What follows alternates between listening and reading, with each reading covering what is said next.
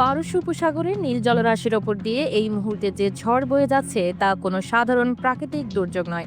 বাতাসের শোঁসো শব্দের আড়ালে সেখানে কান পাতলে শোনা যাচ্ছে আসন্ন এক ভয়াবহ সংঘাতের পদধ্বনি, যা পুরো বিশ্বকে কাঁপিয়ে দেওয়ার ক্ষমতা রাখে।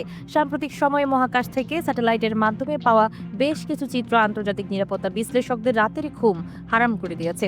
ছবিগুলোতে যা ভেসে উঠেছে তা যদি বাস্তবের মাটিতে সত্য হয়ে ধরা দেয়, তবে পুরো মধ্যপ্রাচ্য এবং সম্ভবত পুরো পৃথিবী এমন এক অভূতপূর্ব সংকটের মুখোমুখি হতে চলেছে যার নজির নিকট অতীতে নেই। ইরানের উপকূল রেখা থেকে মাত্র কয়েকশো কিলোমিটার দূরত্বে গভীর সমুদ্রের বুকে এই মুহূর্তে অবস্থান করছে যুক্তরাষ্ট্রের নৌবাহিনীর সবচেয়ে শক্তিশালী এবং বিধ্বংসী অস্ত্রগুলোর একটি।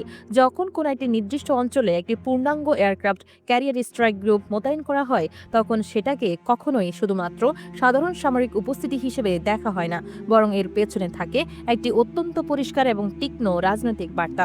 এবারে এই বার্তাটি ঠিক কাকে দেওয়া হচ্ছে এবং এর লক্ষ্যবস্তু কে, তা বোঝার জন্য খুব গভীর কোনো সামরিক বিশ্লেষণের প্রয়োজন পড়ে না। তবে গল্পের মোড় এখানেই শেষ নয়, বরং বলা যায় এটা কেবল শুরু। কারণ এর ঠিক পরপরই যে খবরটি আন্তর্জাতিক অঙ্গনে চাউর হয়েছে তা পুরো যুদ্ধের দৃশ্যপটকে সম্পূর্ণ পাল্টে দিয়েছে। বিভিন্ন নির্ভরযোগ্য আন্তর্জাতিক গণমাধ্যম এবং গোপন গোয়েন্দা সূত্র থেকে যে তথ্য বেরিয়ে আসছে তা হলো, প্রশান্ত মহাসাগরের ওপার থেকে চীনের একটি বিশাল নৌবহরও ইতিমধ্যেই একই গন্তব্যের দিকে রওনা হয়েছে। আর সবচেয়ে আতঙ্কের বিষয় হলো, এই চীনা নৌবহরের ঠিক কেন্দ্রবিন্দুতে রয়েছে তাদের গর্ব অত্যাধুনিক এয়ারক্রাফট ক্যারিয়ার শানডং।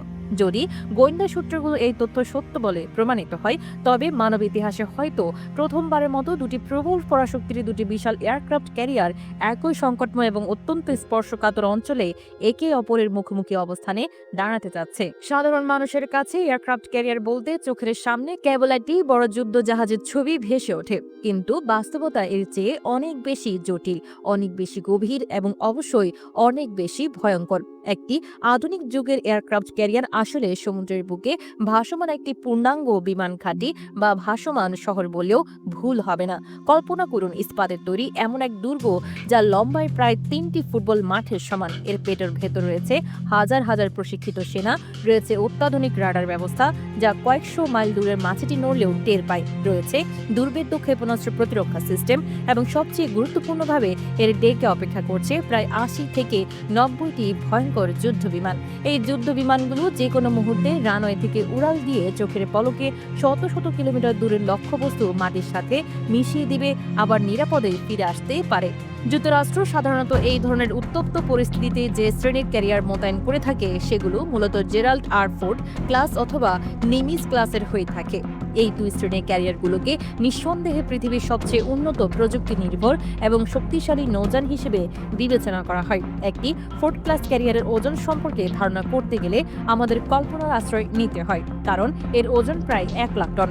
বিখ্যাত টাইটানিক জাহাজের কথা আমরা সবাই জানি। এই একটি ক্যারিয়ারের ওজন প্রায় 12টি টাইটানিক জাহাজকে একসাথে জুড়ে দিলে যা হবে ঠিক তাই। আর এই দানবীয় জাহাজটি তৈরি করতে খরচ হয়েছে প্রায় $13 বিলিয়ন। বাংলাদেশি মুদ্রায় এর হিসাব কষলে তা কয়েক লাখ কোটি টাকারও বেশি দাঁড়াবে। তবে এই জাহাজের আসল ক্ষমতা এবং ভয়ের কারণ লুকিয়ে আছে এর শক্তির উৎসে। এটি কোনো সাধারণ তেল বা গ্যাসে চলে না, এটি চালিত হয় পারমাণবিক চুল্লি দ্বারা। অর্থাৎ একবার যদি এতে পারমাণবিক জ্বালানি ভর্তি করা হয়, তবে আগামী 20 থেকে 25 বছর পর্যন্ত এই জাহাজকে জ্বালানি নেওয়ার জন্য পৃথিবীর কোনো বন্দরে ভিড়তে হবে না।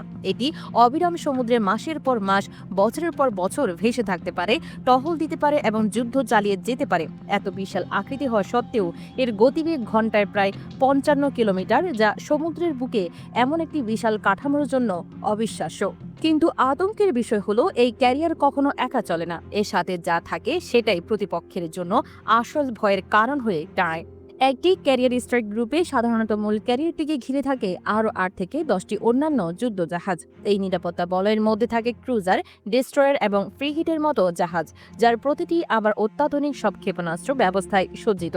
এছাড়াও পানির নিচে নিঃশব্দে পাহারা দেয় 1 বা 2টি পারমাণবিক শক্তিচালিত সাবমেরিন, যা শত্রুপক্ষের অগোচরেই তাদের ধ্বংস করে দেওয়ার ক্ষমতা রাখে। পুরো দলটা মিলে সমুদ্রের বুকে এমন একটা দুর্ভেদ্য প্রতিরক্ষা বলয় তৈরি করে যা ভেদ করা প্রায় অসম্ভব। যুক্তরাষ্ট্র এই কৌশল নতুন করে প্রয়োগ করছে না। ইতিহাসে বহুবার তারা কোনো দেশকে চাপে ফেলতে চাইলে সরাসরি যুদ্ধ ঘোষণা না করে তাদের উপকূলের কাছে এমন একটি ক্যারিয়ার স্ট্রাইক গ্রুপ পাঠিয়ে দিয়েছে। বার্তাটা পরিষ্কার, আমরা প্রস্তুত আছি এবং যে কোনো মুহূর্তে আমাদের মরণাস্ত্রগুলো গর্জে উঠতে পারে। সামরিক পরিভাষায় এই ধরনের কূটনীতিকে বলা হয় শো অফ ফোর্স বা শক্তির প্রদর্শনী। অতীতে অনেক সময় এই ভয় দেখানোর কৌশল কাজ করেছে, কিন্তু এবারের পরিস্থিতি সম্পূর্ণ ভিন্ন। কারণ এবার দৃশ্যপটে হাজির হয়েছে আরেক পরাশক্তি চীন। তারাও নিজেদের প্রভাব প্রদর্শনে পিছপা হচ্ছে না। চীনের পাঠানো এয়ারক্রাফট ক্যারিয়ার শানডং হয়তো আমেরিকান ক্যারিয়ারগুলোর মতো এতটা বিশাল বা দৈত্যাকার নয়, কিন্তু একে অবহেলা বা খাটো করে দেখার কোনো সুযোগ নেই। প্রায় 65 থেকে 70,000 টন ওজনের এই যুদ্ধ জাহাজটি তৈরি করতে চীন খরচ করেছে প্রায় 12 থেকে 16 বিলিয়ন ডলার। এর সর্বোচ্চ গতি ঘন্টায় প্রায় 51 কিলোমিটার এবং এটি তার বুকে বহন করতে পারে প্রায় 80 থেকে 100টির মতো যুদ্ধ বিমান। চীনের নিজস্ব প্রযুক্তিতে তৈরি J-15 ফাইটার জেট, যা তাদের বিমান বাহিনীর সবচেয়ে অত্যাধুনিক স্টিলথ যুদ্ধবিমান, সেগুলো এই ক্যারিয়ারে মোতায়েন করা থাকে। এছাড়াও নজরদারির জন্য বিশেষ বিমান, ইলেকট্রনিক ওয়ারফেয়ার প্লেন এবং অ্যাটাক হেলিকপ্টার সবসময় প্রস্তুত থাকে। আর আমেরিকানদের মতোই চীনের ক্যারিয়ারও কখনো সাগরে একা ভাসে না। এর সাথেও থাকে একটি পূর্ণাঙ্গ নৌবহর, যার মধ্যে রয়েছে অত্যাধুনিক ডেস্ট্রয়ার, ফ্রিগেট এবং সাবমেরিন। এখন কোটি টাকার প্রশ্ন হলো, চীন কেন এই মুহূর্তে এত বড় ঝুঁকি নিচ্ছে? কেন তারা তাদের এই বিশাল সম্পদকে এমন এক অনিশ্চিত যাত্রায় পাঠালো? এই প্রশ্নের উত্তর খুঁজতে হলে তাকাতে হবে মধ্যপ্রাচ্যে চীনের বিশাল অর্থনৈতিক স্বার্থের দিকে। চীন তার প্রয়োজনীয় তেলের সিংহভাগই আমদানি করে এই অঞ্চল থেকে। ইরান তাদের জন্য শুধুমাত্র একটি দেশ নয়, বরং একটি অত্যন্ত গুরুত্বপূর্ণ বাণিজ্যিক অংশীদার। এছাড়া চীনের উচ্চাভিলাষী বেল্ট অ্যান্ড রোড ইনিশিয়েটিভের অনেকগুলো গুরুত্বপূর্ণ প্রকল্প এই অঞ্চলে চলমান। যদি এই অঞ্চলে যুক্তরাষ্ট্রের একচেটিয়া আধিপত্য প্রতিষ্ঠিত হয়ে যায়, তবে চীনের কৌশলগত এবং অর্থনৈতিক স্বার্থ মারাত্মকভাবে ক্ষতিগ্রস্ত হবে। কিন্তু এখানে একটি অত্যন্ত বিপজ্জনক সম্ভাবনা তৈরি হয়েছে। যদি সত্যি চীনের ক্যারিয়ার ইরানের কাছাকাছি জলসীমায় পৌঁছায় এবং আমেরিকান ক্যারিয়ারও সেখানে অবস্থান করে, তবে পরিস্থিতি এমন এক পর্যায়ে পৌঁছাবে যা বিশ্ব আগে কখনো দেখেনি।